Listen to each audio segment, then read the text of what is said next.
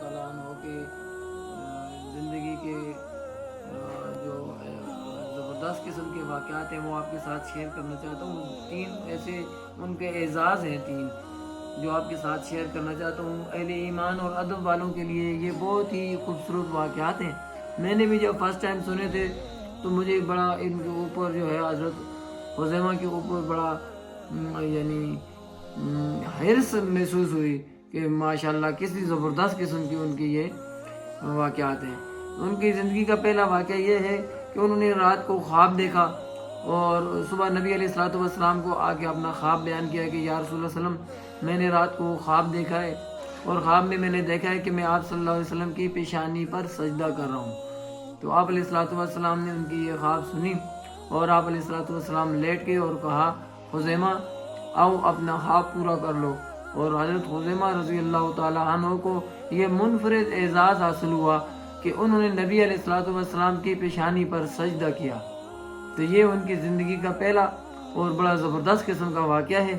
اس کے بعد حضرت خزیمہ رضی اللہ تعالیٰ عنہ کی زندگی کا ایک اور اہم واقعہ کہ ایک بار نبی علیہ الصلوۃ والسلام مدینے سے باہر کسی کام کے لیے نکل گئے. زیادہ دور نہیں گئے لیکن زیادہ قریب بھی نہیں تھے. وہاں ایک یہودی اونٹ چرا رہا تھا اور گھوڑے چرا رہا تھا. تو اس کا ایک گھوڑا آپ علیہ الصلوۃ والسلام کو پسند آ گیا. گھوڑا جنگی ساز و سامان کا حصہ ہے اور جو جتنے جنگی کمانڈر ہیں وہ ہمیشہ گھوڑ سواری میں ماہر تھے اور نبی علیہ الصلوۃ والسلام سے زیادہ ماہر کون ہوگا گھوڑ سواری میں. اور آپ علیہ الصلوۃ والسلام کی آنکھ پہچاننے والی ساری آنکھوں سے زیادہ پہچاننے والی آنکھ ہے. تو آپ علیہ الصلوۃ والسلام کو جب وہ گھوڑا پسند آ گیا تو آپ نے اس یہودی کے ساتھ گھوڑے کا سودا کیا اور کچھ لے دے کے بعد ان کے درمیان سودا طے ہو گیا. جب بات طے ہو گئی کہ یہ گھوڑا اتنے میں نے خریدنا ہے تو نبی علیہ الصلوۃ والسلام نے ارشاد فرمایا کہ میں تو گھر سے خریداری کے مقصد کے لیے نہیں آیا تھا, لہذا رقم میرے پاس نہیں ہے, تو آپ میرے ساتھ آ جاؤ یا ادھر ہی ٹھہرو تو میں آپ کو گھر سے پیسے لا کے دے دیتا ہوں اور میں یہ گھوڑا لے جاتا ہوں. تو جب وہ اپنے گھر کی طرف چلنے لگے تو آپ صلی اللہ علیہ وسلم اپنے گھر کی طرف تیز تیز چلنے لگے اور وہ یہودی آپ صلی اللہ علیہ وسلم کے پیچھے آہستہ آہستہ گھوڑوں کو لے کے چلنے لگا. راستے میں ایک اور شخص اس سے مل گیا اور اس کو بھی وہ گھوڑا پسند آ گیا. تو اس نے کہا کہ یہ گھوڑا میں آپ سے خریدنا چاہتا ہوں. تو اس نے کہا کہ یہ گھوڑا تو میں نے بیچ دیا ہے. پہلے نے اس نے کہا آپ نے یہ گھوڑا کتنے میں بیچا؟ آپ نے کہا اتنے میں. اس نے کہا میں اس سے زیادہ پیسے دیتا ہوں, آپ مجھے دے دو. تو اس نے کہا کہ میں پھر ان آدمی کا کیا کروں گا کہ جن کو میں نے یہ گھوڑا بیچ دیا ہے. تو دوسرے نے کہا کہ آپ اس بات سے کوئی گواہ ہے؟ تو اس نے کہا گواہ تو کوئی بھی نہیں ہے, ایک میں تھا اور ایک وہ تھے, ہم دونوں کے درمیان میں کمٹمنٹ ہوئی ہے. تو اس نے کہا کہ ایسا کرو کہ آپ مکر جاؤ تو بس گھوڑا میں خرید لیتا ہوں. تو اس نے کہا ٹھیک ہے. ابھی ان کے درمیان میں معاملات طے ہو رہے تھے کہ نبی علیہ الصلوۃ والسلام رقم لے کر واپس پہنچ گئے. جب واپس پہنچے تو ان کے درمیان معاملات دیکھ کر آپ صلی اللہ علیہ وسلم نے فرمایا کہ یہ گھوڑا تو میں نے خرید لیا ہے. تو جھگڑا جب ان دونوں کے ساتھ تینوں کے درمیان میں تنازع کی صورت اختیار کر گیا تو کچھ لوگ وہاں جمع ہو گئے. وہ جمع ہونے والوں میں حضرت خزیمہ بن ثابت انصاری بھی تھے, نبی پاک صلی اللہ علیہ وسلم کے بہت پیارے صحابی. معاملہ جب بڑھ گیا تو مالک جو تھا گھوڑے کا اس نے کہا کہ چلو ٹھیک ہے, آپ مسلمان ہو تو مسلمان کا طریقہ کار کیا ہے؟ اگر آپ لوگوں کے درمیان میں کوئی تنازع ہو جائے تو آپ تنازع کیسے حل کرتے ہو؟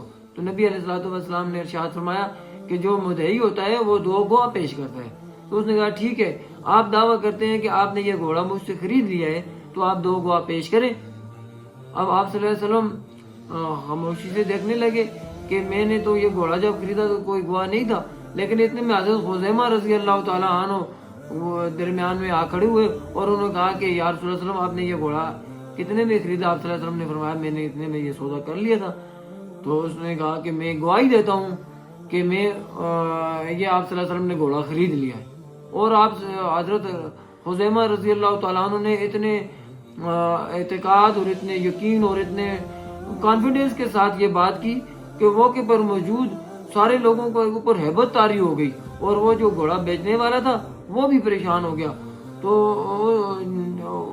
اس سے اس نے دیکھا کہ لوگ جمع ہو گئے اور آپ صلی اللہ علیہ وسلم کے صحابی زیادہ ہیں تو اور بھی کوئی گواہ آ ہی جائے گا. تو اس نے کہا ٹھیک ہے بھائی، آپ میں آپ کا دوسرا گواہ نہیں مانگتا آپ سے، اور یہ گھوڑے کی آپ رقم ادا کریں اور آپ گھوڑا لے لیں۔ تو گھوڑا آپ صلی اللہ علیہ وسلم نے اس سے لے لیا۔ بعد میں آپ صلی اللہ علیہ وسلم نے خزیمہ سے پوچھا کہ خزیمہ رضی اللہ تعالیٰ عنہ، آپ یہ بتاؤ کہ آپ تو اس موقع پر موجود نہیں تھے، آپ نے یہ گواہی کیسے دے دی کہ میں نے وہ گھوڑا خریدا؟ تو اس نے کہا کہ یا رسول اللہ علیہ وسلم، یہ گھوڑا تو بہت چھوٹی بات ہے، آپ کے کہنے پر ہم نے اللہ کو مانا ہے، آپ کے کہنے پر ہم نے جنت کو مانا ہے، آپ کے کہنے پر دوزخ کو مانا ہے، فرشتوں کو مانا ہے، تو یہ گھوڑا تو بہت معمولی بات ہے، یہ تو نظر آتا ہے۔ تو ہم نے دیکھا ہے کہ آپ ہمیشہ سچ بولتے ہیں، اس لیے میں نے یہ گواہی دی ہے، اور میں نے یہ گواہی اپنے دل کے ساتھ تصدیق کے ساتھ دی ہے۔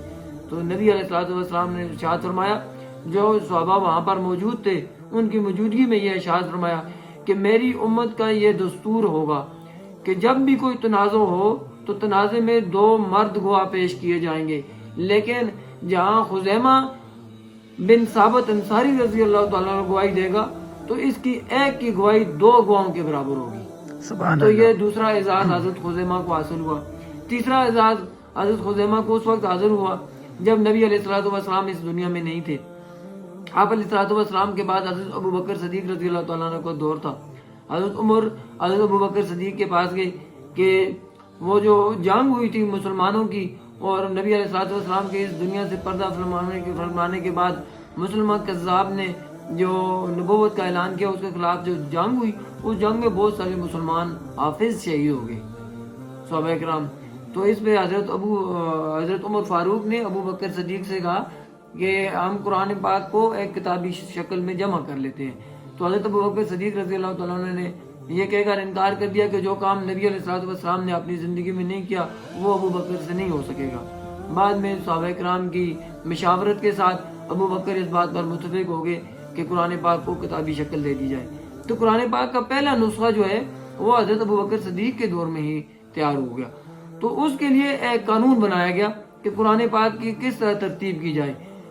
قانون یہ تھا کہ آپ کو پتہ ہے کہ جو بڑی بڑی صورتیں ہوئی یہ ایک ہی وقت میں نازل نہیں ہوئی، یہ مختلف اوقات میں نازل ہو رہی تھی، اور آپ صلی اللہ علیہ وسلم بتاتے جا رہے تھے کہ یہ فلاں صورت کا ایسا ہے، یہ فلاں صورت کا ایسا ہے، اور جو کاتبین وحی تھے، جو لکھنے والے تھے، وہ اس کو اس کے مناسبت کے ساتھ جمع کرتے جاتے تھے۔ تو اب ایک واقعہ یہ ہے کہ سورہ توبہ قرآن پاک کی سورت نمبر 9 اور 10ویں سپارے سے شروع ہو کر 11ویں سپارے تک جاتی ہے۔ اس کی 129 آیتیں ہیں، اور اس وقت اس کی 127 آیتیں جمع ہوئیں، اور اس کمیٹی کے جو سربراہ تھے، جو کمیٹی قرآن پاک کی جمع کرنے پہ لگی ہوئی تھی، وہ انس بن مالک رضی اللہ تعالیٰ عنہ تھے۔ اب انس بن مالک کا یہ تھا کہ جو بھی ان کے پاس آتا کہ یہ قرآن پاک کی فلاں صورت کا حصہ ہے تو وہ ان سے کہتے کہ آپ 2 گواہ پیش کریں۔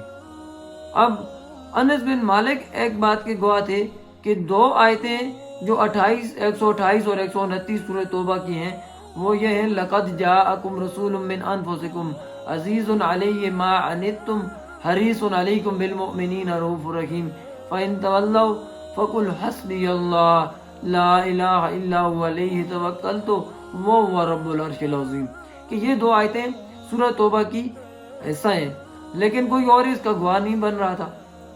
تو کچھ دنوں کے بعد حضرت خزیمہ بن ثابت انصاری رضی اللہ تعالیٰ بھی تک یہ بات پہنچی، تو انہوں نے بھی یہ آیتیں گھر میں لکھی ہوئی تھی کہ یہ آیتیں سورہ توبہ کی آخری 2 آیتیں ہیں۔ تو جب وہ لے کے آئے اور اس کمیٹی میں حاضر ہوئے کہ سورہ توبہ کی 127 نہیں 129 آیات ہیں، اور یہ 2 آیتیں بھی اس کا حصہ ہیں، تو جو کمیٹی کے سربراہ تھے وہ تو گواہی دے نہیں سکتے تھے۔ حضرت انس بن مالک جو تھے وہ گواہی تو دے نہیں سکتے تھے کیونکہ وہ کمیٹی کے سربراہ تھے۔ تو اب جب خزیمہ نے یہ گواہی دی تو صحابہ کرام نے ڈیمانڈ کی کہ خزیمہ اپنے ساتھ دوسرا گواہ بھی لے آؤ۔ تو ایک صحابی اٹھ کے کھڑے ہوئے اور انہوں نے کہا کہ میں نے نبی علیہ السلام کو یہ کہتے ہوئے سنا کہ جہاں خزیمہ گواہی دے گا اس کی ایک گواہی 2 گواہوں کے برابر ہوگی۔ اس طرح سورہ توبہ کی آخری 2 آیتیں جو اس کا حصہ بنی وہ حضرت خزیمہ بن ثابت انصاری رضی اللہ تعالیٰ عنہ کی گواہی سے بنی۔ سبحان یہ اللہ۔ تیسرا ان کی زندگی کا منفرد اعزاز ہے۔ اور آپ کو تو پتہ ہی ہے کہ نبی علیہ السلام کے جتنے بھی صحابی ہیں سارے جنتی ہیں، اور ہمیں کسی بھی ایسی مہم میں شامل نہیں ہونا چاہیے. تو آج کل جو لوگ صحابہ کرام کے بارے میں کوئی کلام کرتے ہیں تو ہمیں اس بارے میں اپنی زبانوں کو اپنے کنٹرول میں رکھنا چاہیے. نبی علیہ الصلوۃ والسلام کے صحابہ کا ادب دراصل نبی علیہ الصلوۃ والسلام کا ادب ہے، اور نبی علیہ الصلوۃ والسلام کا ادب دراصل اللہ پاک کا ادب ہے. اللہ نے قرآن پاک میں اپنے نبی صلی اللہ علیہ وسلم کا ادب سکھایا، اور اللہ پاک نے قرآن پاک میں صحابہ کرام کی تعریف بیان کی کہ اللہ ان سے راضی ہو گیا اور وہ اللہ سے راضی ہو گئے، اور یہ بڑی کامیابی ہے. تو ہم سب کو مل کر صحابہ اکرام کی عزت اور توقیر کا ہمیشہ خیال رکھنا ہے، ان کے ادب کا خیال رکھنا ہے، ان کی تعلیمات کا خیال رکھنا ہے. میں یہ سمجھتا ہوں اگر کوئی آدمی بھوکا ہو اور اس کے سامنے کھانا لا کے رکھا جائے تو وہ کھانے میں سے یہ نکال کرنے کے لیے کہ یہ کھانا کس نے پکایا، اس کھانے میں آئل کون سے استعمال ہوا، مرچیں کون سی استعمال ہوئی، ان کے بجائے وہ اس کھانے کو کھائے گا کیونکہ اس کو بھوک ہے.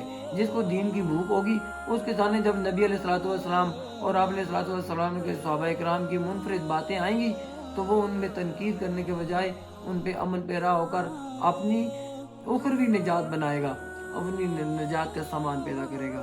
تو اللہ پاک ہم سب کو یہ توفیق بخشے کہ ہم صحابہ اکرام کی عزت و توقیر کر اپنی کامیابی بنا سکیں.